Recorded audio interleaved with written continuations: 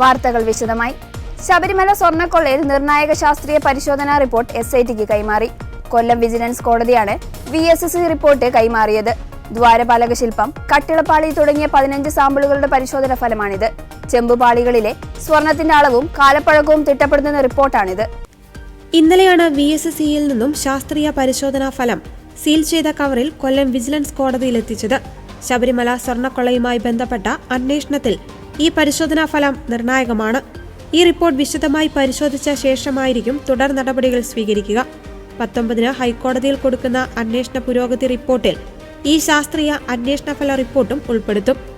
അന്വേഷണത്തിന്റെ ഗതി തന്നെ നിർണ്ണയിക്കുന്ന റിപ്പോർട്ടാണ് VSCയിൽ കൈമാറിയിരിക്കുന്നത്.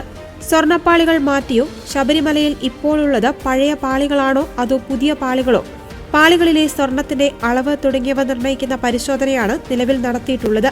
2019-ൽ ശബരിമലയിലെ സ്വർണ്ണപ്പാളികൾ അറ്റകുറ്റപ്പണിക്കായി കൊണ്ടുപോകുന്നതിന് മുൻപും ശേഷവുമുള്ള സ്വർണത്തിന്റെ അളവിലും ഗുണനിലവാരത്തിലും മാറ്റം വന്നിട്ടുണ്ടോ എന്ന് കണ്ടെത്താനാണ് ശാസ്ത്രീയ പരിശോധന നടത്തിയത്. കേസിലെ മുഖ്യപ്രതിയായ ഉണ്ണികൃഷ്ണൻ പോറ്റിയുടെ നേതൃത്വത്തിലാണ് അന്ന് അറ്റകുറ്റപ്പണികൾ നടന്നത്. ചെമ്പുപാളികളിൽ സ്വർണം പൂശിയതിലൂടെ വലിയ തോതിൽ സ്വർണം അപഹരിക്കപ്പെട്ടു എന്ന കണ്ടെത്തലിനെ തുടർന്നാണ് സങ്കീർണമായ ഈ ശാസ്ത്രീയ പരിശോധനയ്ക്ക് അന്വേഷണ സംഘം ഹൈക്കോടതിയുടെ അനുമതി തേടിയത്. സ്വർണ്ണ കവർച്ചാ കേസിൽ ഇതുവരെ ഉണ്ണികൃഷ്ണൻ പോറ്റി ഉൾപ്പെടെ 12 പേരെയാണ് പ്രത്യേക അന്വേഷണ സംഘം അറസ്റ്റ് ചെയ്തിട്ടുള്ളത്.